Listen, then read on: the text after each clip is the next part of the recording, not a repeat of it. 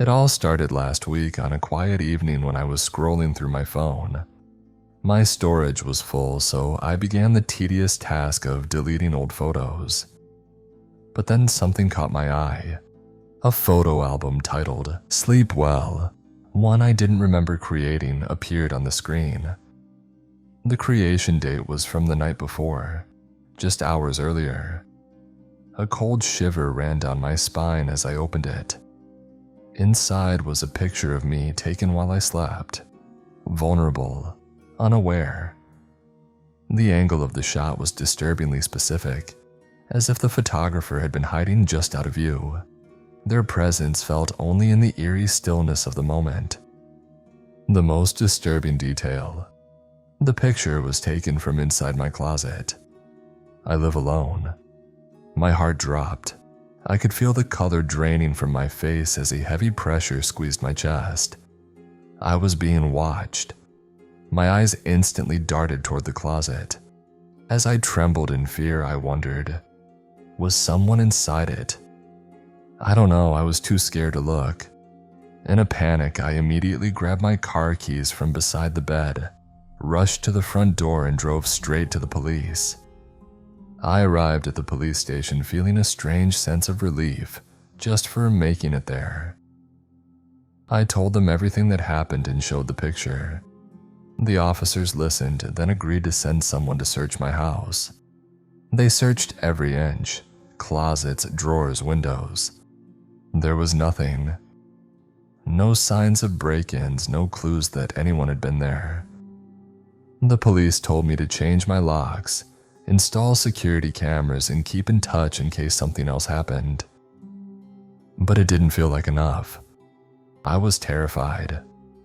The idea of someone watching me, of someone being inside my closet, haunted me. That night I opened the closet fully convinced that, if I could see inside, I could rid myself of the fear. But something felt off. I could still feel the presence, like someone was right there just beyond my sight. The weight of paranoia suffocated me. Unable to sleep, I went to the kitchen to make something to eat. I called my friend Melissa and told her what happened with my voice shaking. I made myself some popcorn and went back upstairs to my room. Still talking to her, trying to sound calm, I noticed something wrong. I stopped mid-sentence. My breath hitched. The closet door that I had left wide open was now closed, but not fully.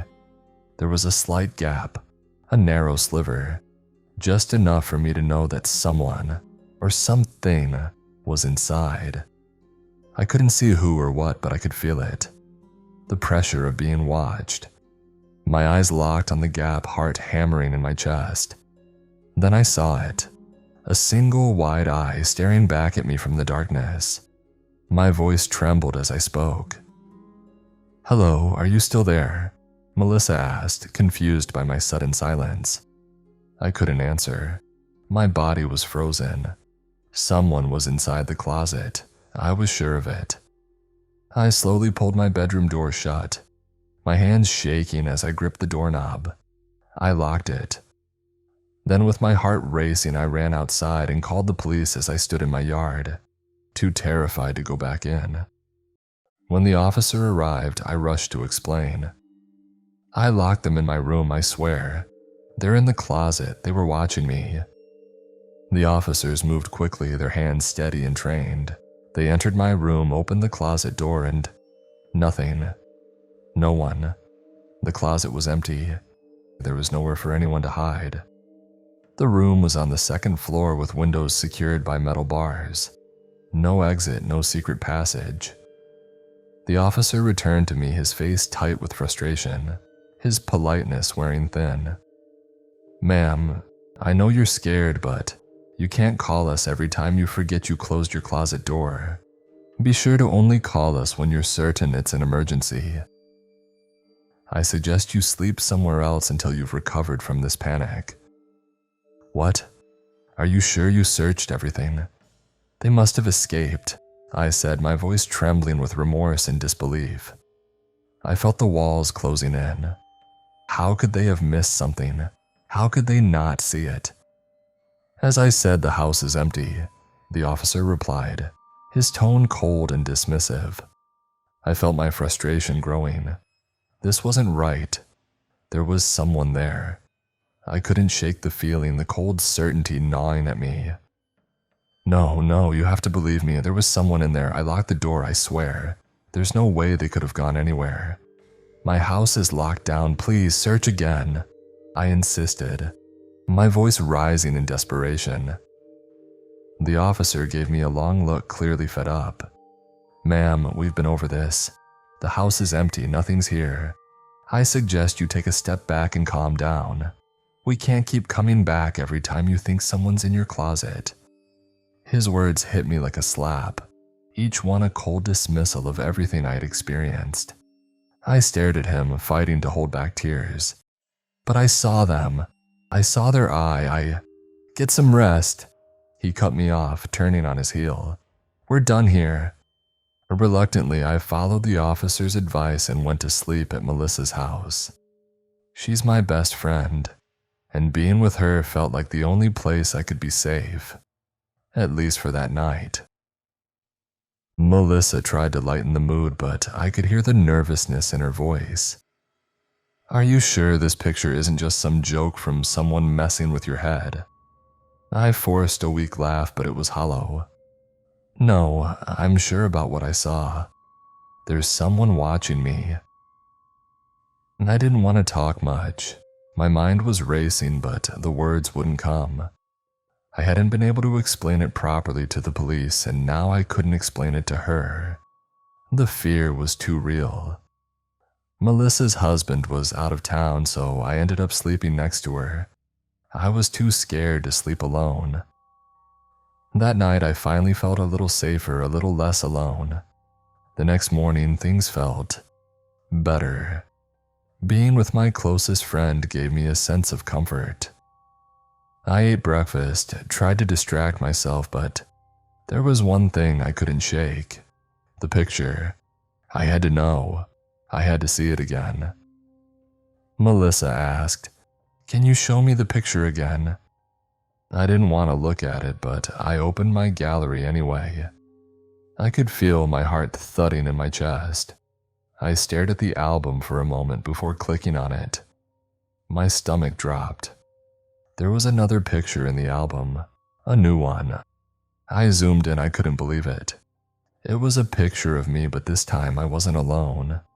Melissa was lying beside me just like the night before. But the perspective was wrong. It was too close. Whoever took the picture was right next to us, and in their hand they were holding something, a rag doll. The doll looked just like me. The same dark hair, the same clothes, the exact same features. Even the expression on its face mirrored mine. The doll was lying in the same position I was, as if it had been placed there beside me sleeping. In the background, I saw the shadow of who took the picture. My heart stopped. My hands shook as I dropped the phone. The safety I had felt with Melissa was gone. All that comfort I had wrapped myself in vanished, replaced with a cold, suffocating fear. I wasn't safe anywhere. Melissa tried to calm me down, but it wasn't working. My panic was too overwhelming, and she could see that I was shaking, unable to catch my breath. Desperate to understand what was happening, she quickly reached down and grabbed my phone from the floor. Her fingers trembled as she opened the photo album, her eyes scanning the picture I had just shown her. Okay. This doesn't make any sense, she muttered, her voice tight with confusion. She looked at me, then back at the photo. Her brow furrowed as she tried to make sense of it, but there was a flicker of doubt in her eyes. Are you sure this isn't just some sick prank, something someone's been sending you? Maybe an ex or someone you know? I shook my head, my voice barely a whisper. Melissa, I swear it's not a prank, this is real. Someone's in my life and they're watching me. Her expression faltered for a moment, and I saw her hesitate.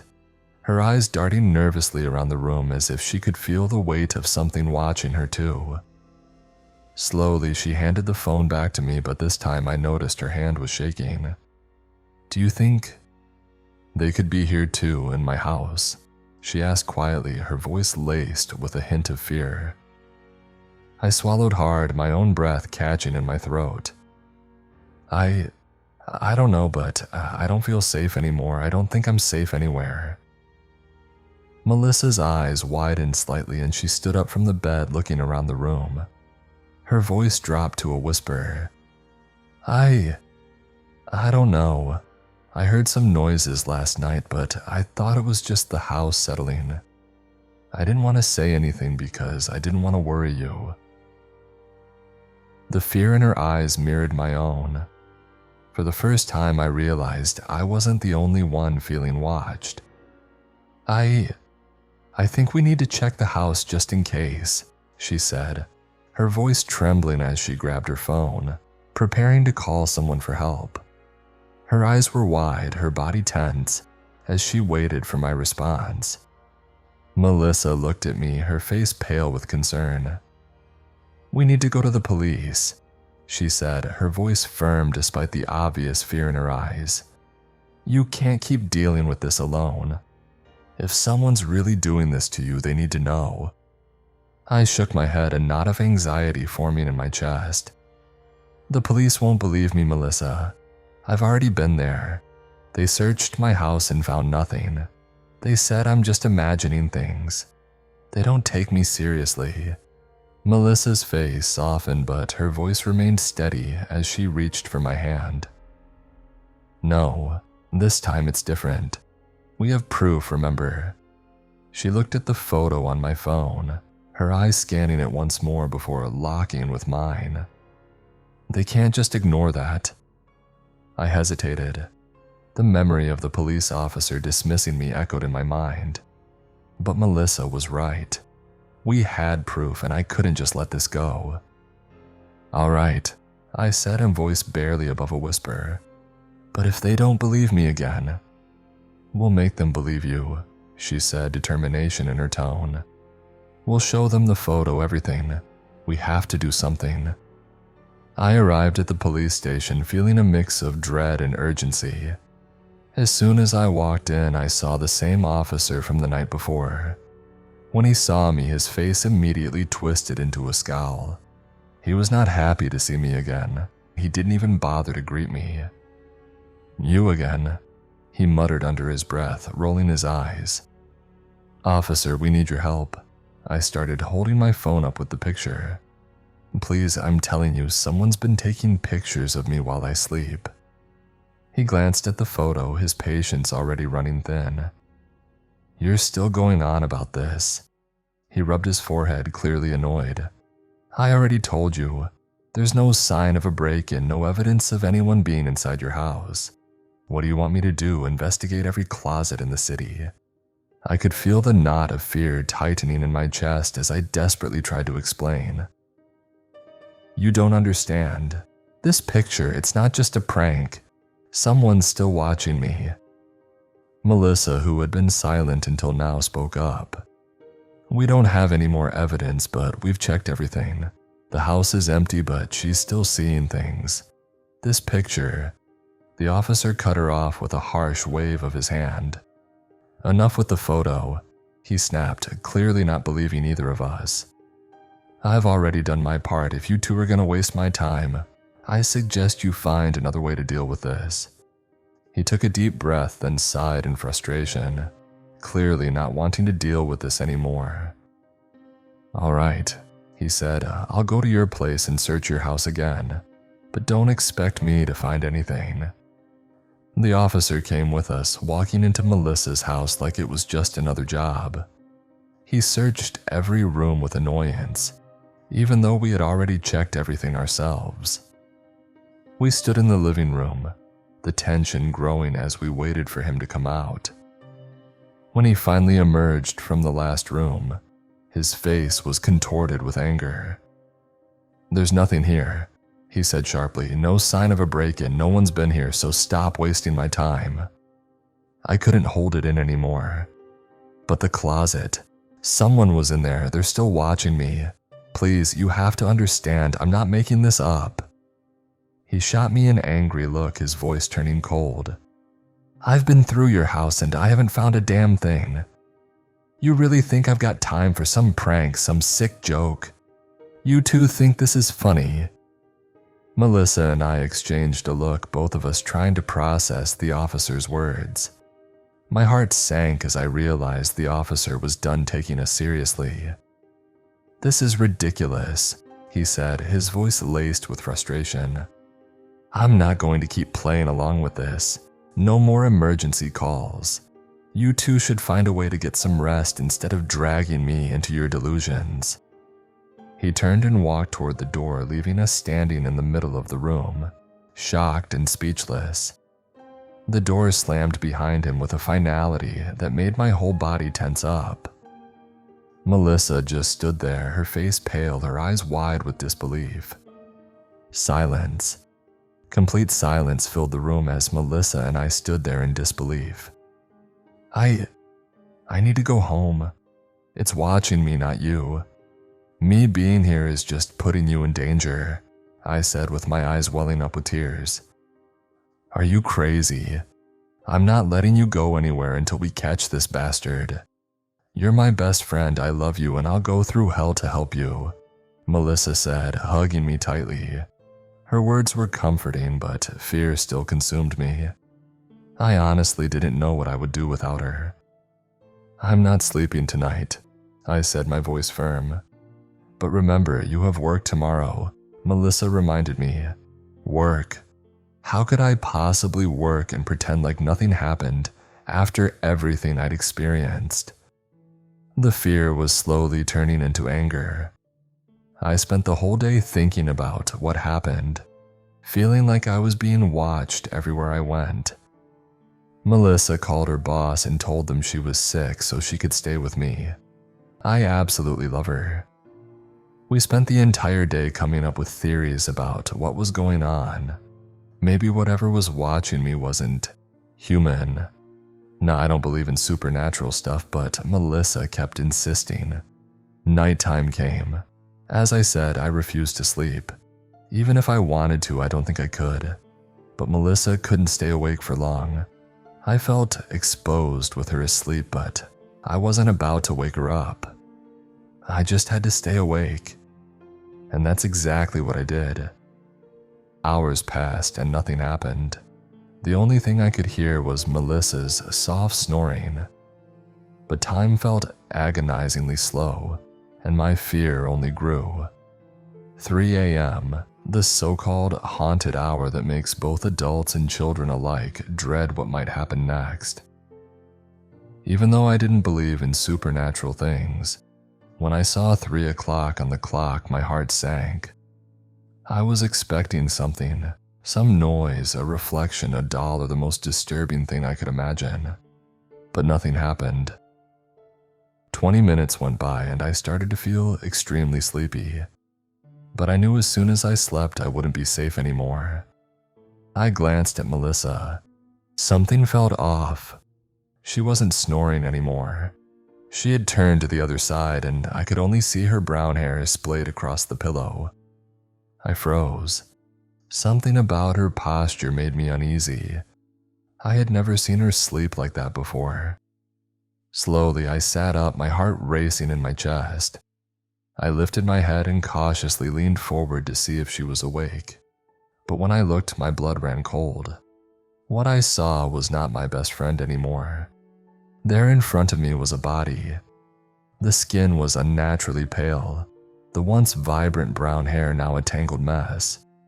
Her mouth hung slightly open and her eyes, those eyes that I knew so well, were wide open but lifeless, glazed over with an unsettling emptiness. The way her limbs were arranged, twisted unnaturally at odd angles, told me she hadn't just fallen asleep.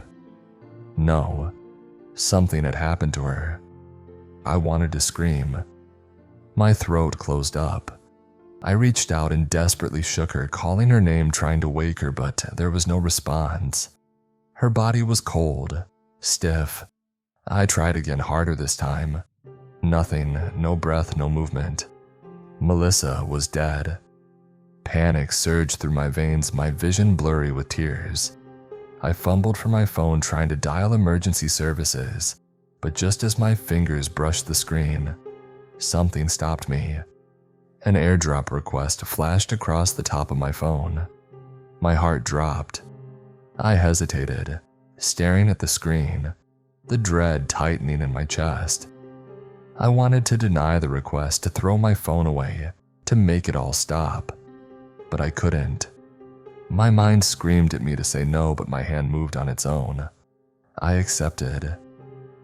A flood of pictures appeared on my phone, and my stomach twisted. The images were of me, sleeping, dozens of them, hundreds maybe, scattered over weeks. Some were taken inside my closet. Others were shots of me lying in my bed, blissfully unaware. But what made my blood run even colder were the ones that came after. There was a picture of me, sleeping beside something on the bed. It looked like the same doll I had seen before, but this time it felt different. Wrong. It wasn't just a doll anymore. It was me, or something that had been made to look like me in doll form, lying beside me. The most disturbing part, the shadow of someone standing just behind it, watching and waiting. I couldn't move. The air around me grew thick, suffocating. And then through the crack in the door I saw it. A figure, tall and unnervingly still. It was just standing there. But the most terrifying part was the eye. That single, wide eye staring directly at me from the shadows. It was unnatural, too large, too black. No light reflected off of it. It was like a hole in the world, a deep, endless void that seemed to pull every ounce of warmth and life from the room. The eye twitched just slightly as if it recognized me, like it had been waiting for me to look. And in its other hand, the doll. But it wasn't just any doll. The doll was me.